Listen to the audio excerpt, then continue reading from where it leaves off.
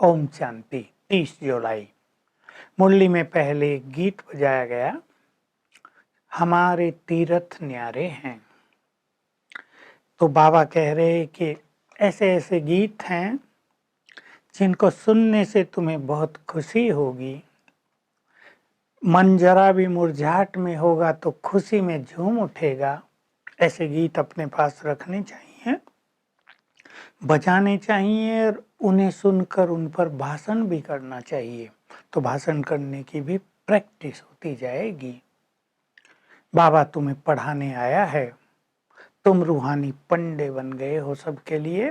तीर्थों पर पंडे होते हैं, हर कुल का अलग अलग पंडा होता है। आप जाएंगे तो पूछेंगे कौन से कुल के हो, आपका गोत्र क्या है, फिर अपना खाता खोलेंगे और बताएंगे तुम्हारे ये लोग हमारे यहाँ आए थे और सारी यात्रा कराएंगे। बाबा कह रहे वो जिस्मानी पंडे वो तो ले जाएंगे साथ में, तुम रूहानी पंडे हो, तुम्हें कहीं जाना नहीं है। मन से बुद्धि से यात्रा करनी है और सबको सिखाना है। मुक्ति और जीवन मुक्ति दोनों धाम कहाँ हैं, वहाँ कैसे चलेंगे। तुम देखो कितने बड़े गाइड हो, सबको मुक्ति और जीवन मुक्ति की राह दिखाते हो। ये पवित्रता की राह है, तुम्हें इस पवित्रता की राह पर चलना है। बाबा ने तुम्हें ये सच्ची राह दिखाई है और बाबा से इस समय विशेष रूप से इस पवित्रता के फील्ड में ऑनेस्ट बहुत बनना है। जो बाबा से ऑनेस्ट रहेंगे उन्हें बल बहुत मिलेगा। बाबा कोई मनुष्य नहीं, भगवान से ऑनेस्ट पवित्रता का उसने संकल्प दिया है और सबने ले लिया है। लेकिन बच्चे यहाँ आते हैं, 2-3 मास बहुत नशा रहता है, फिर नशा निकल जाता है, कहते बाबा हमारे में पवित्र रहने की ताकत नहीं है। कोई घर बैठ जाते हैं, आते ही नहीं हैं, संबंध ही तोड़ देते हैं। तो बाबा टीचर्स को कह रहे तुम्हें उनसे कांटेक्ट रखना चाहिए, पत्र लिखना चाहिए, उन्हें फिर से जगाना चाहिए कि तुमने भगवान से प्रतिज्ञा की है, पवित्र बनोगे तो पवित्र दुनिया के मालिक बन जाओगे, वहाँ बहुत सुख होगा, महलों में रहोगे, अथाह धन संपदा तुम्हारे पास होगी, एवर हेल्दी वेल्दी हैप्पी रहोगे, कोई रोग शोक वहाँ नहीं होगा। कितना सुखी जीवन है, और वो भी एक जन्म के लिए नहीं, लंबा काल चलेगा स्वर्ग में। बाबा कह रहे लेकिन कई बच्चे बार बार गिरते रहते हैं, भूल करते रहते हैं और बाबा कहते हैं बाबा क्षमा करना क्षमा करना। बाबा इस पे समझा रहे बच्चे कोई बार बार गलती करे और फिर कहे आई एम सॉरी बाबा, और फिर गलती करे, फिर सॉरी माने, फिर गलती करे, क्षमा मांगे, इस तरह क्षमा नहीं मिलती। कर्मों का तो अपना हिसाब किताब है। बाबा तो ट्रुथ है और तुम्हें ट्रुथ बनाने आया है, तुम्हें पवित्रता को अपनाना है। इसमें जरा भी मिस्टेक नहीं करनी, गलतियां नहीं करनी है, नहीं तो तुम उच्च पद नहीं पा सकोगे। और योग अगर करोगे, बाबा से कनेक्शन रखोगे, तो तुम्हें पवित्र बनने की ताकत रहेगी। तो बार बार भूले ना करो, बाबा बड़े प्यार से समझाते हैं बच्चे ये तुम्हारा अंतिम जन्म है, तुम्हें घर वापस चलना है, ये विशाल नाटक है, तुम इसमें एक्टर हो। अब ये 84 जन्मों का खेल पूरा हुआ, सबको घर जाना है, इसलिए पवित्र बनना है। बाबा राज भी बता रहे जो पुराने भक्त होंगे उनको जल्दी तीर लग जाएगा और पवित्र बनने लगेंगे, लेकिन जो पुराने भक्त नहीं है उनको थोड़ी देर लगती है। बाबा कहते तुम सेवा करते चलो, बाबा का ये पैगाम देते चलो, पंडे बनकर सभी को राह दिखाते चलो।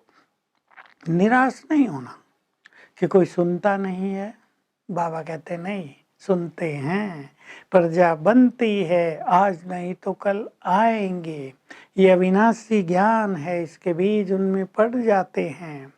मैं तुम्हें ज्ञान रत्नों का खजाना दे रहा हूँ, तुम इसे बांटते चलो। तुम्हारे पास बहुत खजाना है। बाबा आज कह रहे तुम व्यापारी हो।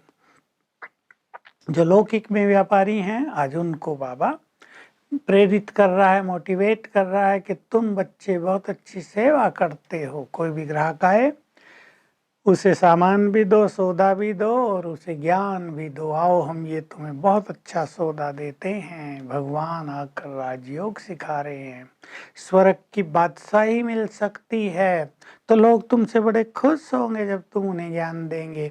तुम्हारे भी पैर पड़ेंगे, तुम्हारा सम्मान होगा और सोचेंगे ऐसे अच्छे व्यक्ति को तो हमें बहुत मदद करनी चाहिए। तुम्हारे फ्रेंड्स भी बहुत बन जाएंगे।